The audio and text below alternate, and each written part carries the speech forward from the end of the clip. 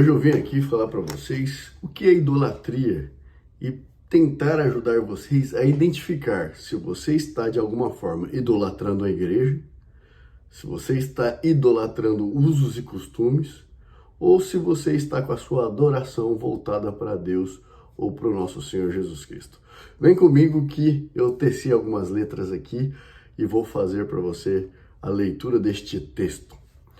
O que é idolatria? Segundo o dicionário, é prestar culto a ídolos, cultuar ídolos, imagens, as imagens que representam divindades.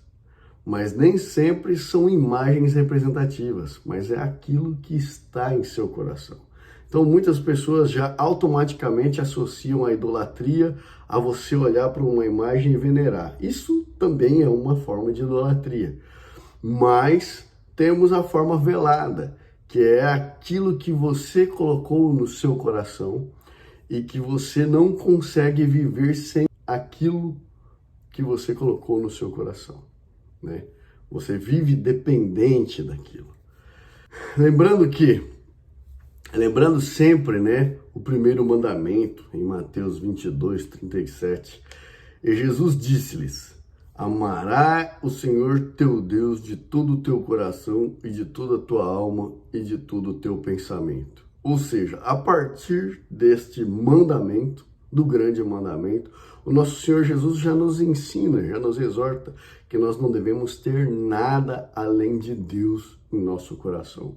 O nosso coração e a nossa vida tem que ser entregues a Deus, né?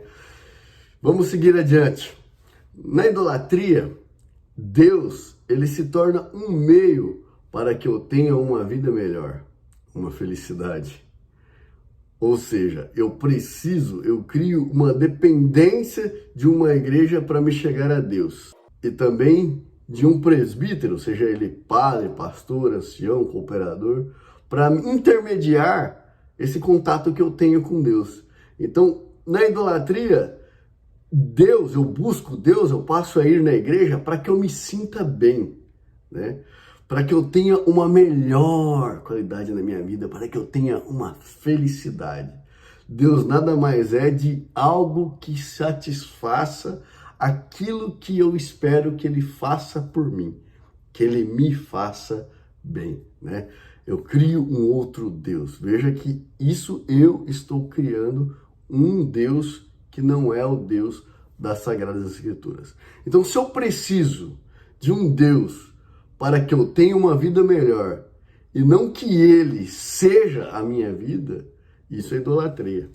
Por isso o apóstolo Paulo dizia em Filipenses 1:21, porque para mim o viver é Cristo e o morrer é ganho. Ele tinha essa consciência de que para que a vida dele tivesse sentido, o viver para ele era viver para Cristo, viver em Cristo, viver para propagar o Evangelho, para andar de acordo com os preceitos que o nosso Senhor Jesus Cristo ensinou, pela causa do nosso Senhor Jesus Cristo, né? Pela obra de Deus de anunciar o Evangelho da salvação. Lembrando que o Evangelho é poder de Deus para salvar todo aquele que crê no nosso Senhor Jesus Cristo.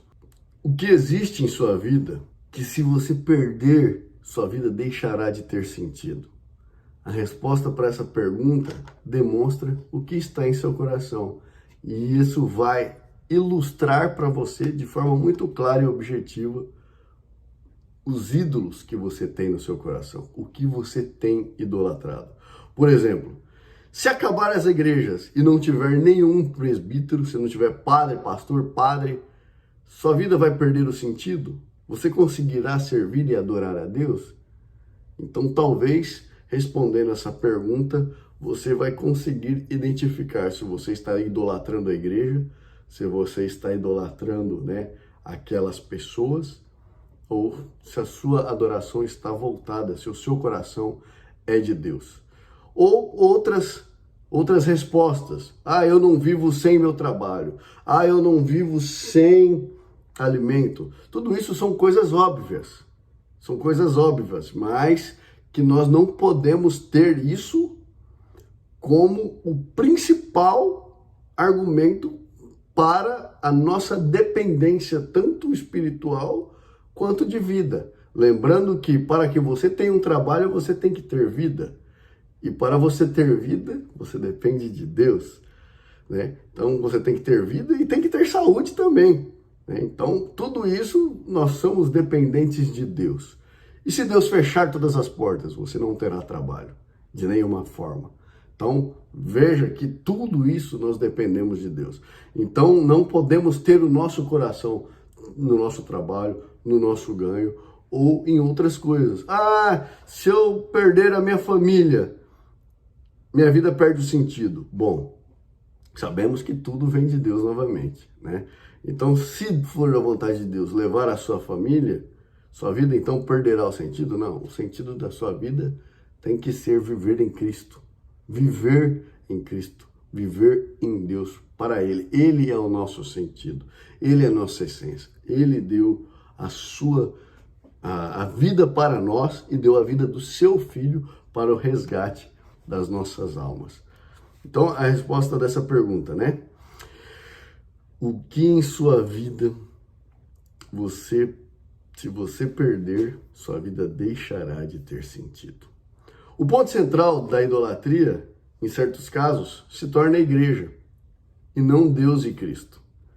São as coisas que você faz que te dá sentido na vida. E você valoriza o que você faz, os usos e costumes, a igreja. E estas coisas querem dizer para você mais, tem significado maior para você do que a obra de Cristo no madeiro da cruz, né? Você acaba se tornando, né, para você não tem sentido. Você não vê sentido servir a Jesus Cristo sem os ensinamentos criados para a igreja. Para você é uma loucura crer em Jesus Cristo e abandonar os ensinamentos da igreja. Você não consegue conceber isso, né? E você vê a salvação através do seu ponto de vista, do que a igreja te ensina, através da verdade que eles incutiram em você e não na realidade que nos mostra as Sagradas Escrituras. Todas essas coisas, os usos, costumes, a igreja, ensinamento, acabam fazendo você se sentir especial, né? E não apenas Deus e Jesus Cristo, porque para você só Deus e Jesus Cristo não tem sentido se não tiver igreja. Isso é uma idolatria. Trago um exemplo aqui também para melhor discernimento, para que a gente possa identificar a idolatria. O discernimento. O que é a realidade e o que é verdade? Realidade são as coisas que existem além da nossa percepção. É aquilo que é. Parede é dura, né? Cadeira é cadeira. Um livro, enfim. São as realidades que são, né? A verdade é a percepção. São as coisas que existem dentro da sua própria percepção. Por exemplo, isso aqui é a Bíblia Sagrada, mas para a percepção de alguns, ela é apenas um livro. Para mim, a verdade é a verdadeira palavra de Deus. Para a percepção de outros, ela contém a palavra de Deus, né? E a realidade é o que é.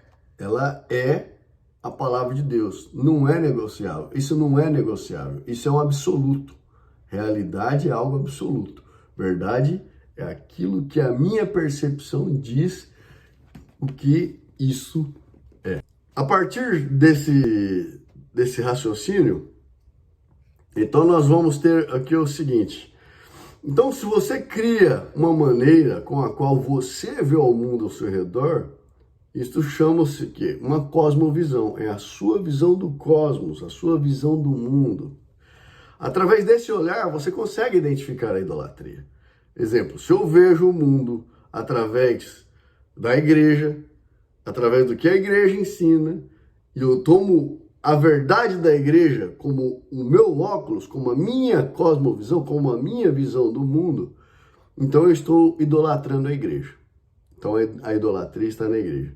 Se eu vejo o mundo através de Deus, do que a palavra de Deus ensina, isso é uma cosmovisão através de Deus. Isso não é idolatria. A Bíblia, ela não é uma verdade sobre a espiritualidade ou religião. Ela é a verdade sobre tudo. Porque todas as coisas foram feitas por Deus, são sustentadas por Deus, está indo, né, na direção de Deus. A gente nunca pode negociar com a palavra.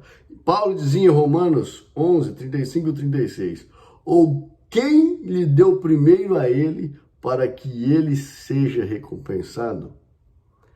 Porque por ele e para ele são todas as coisas. Glória, pois a ele eternamente. Amém. Então espero que esse humilde vídeo possa trazer alguns esclarecimentos para você e que você possa fazer uma análise se você está idolatrando algo.